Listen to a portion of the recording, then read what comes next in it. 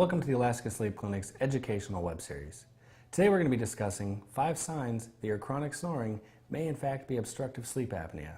Obstructive sleep apnea is a sleep disorder characterized by partial or complete blockage of the upper airways, causing the sufferer's breathing to become shallow or stop for several seconds several times a night. Snoring is a sound caused by vibrations in the throat, nose, and mouth as air is trying to pass through obstructions. Kind of sounds a lot like sleep apnea, doesn't it?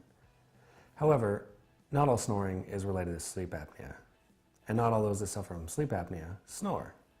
Here are 5 reasons why excessive snoring may be obstructive sleep apnea. Reason number 1, the snoring is loud and regular. Some snoring is only temporary and not a nightly occurrence. A stuffy nose, a side sleeper who rolls onto his back during the night, or the relaxation of the throat muscles from alcohol or prescription drugs are amongst the reasons someone who might not normally snore would do so. However, if your snoring is occurring night after night on a regular basis, there's a good chance that it might be something more serious, and it could even be obstructive sleep apnea. Reason number 2, you feel tired the next day. Plenty of snorers get a good night's sleep and feel fine the next day. Many, however, feel fatigued during the day, even after getting 8 hours of sleep the night before. Obstructive sleep apnea disrupts patients' sleep patterns, jolting them out of a fitful slumber without waking them all the way up. This can lead to excessive daytime sleepiness. Reason number 3, you wake up with a headache. Obstructive sleep apnea can interfere with a patient's oxygen supply. After all, air is being prevented from reaching the lungs. This hypoxemia is thought to be the cause of 20% of the headaches found in obstructive sleep apnea patients.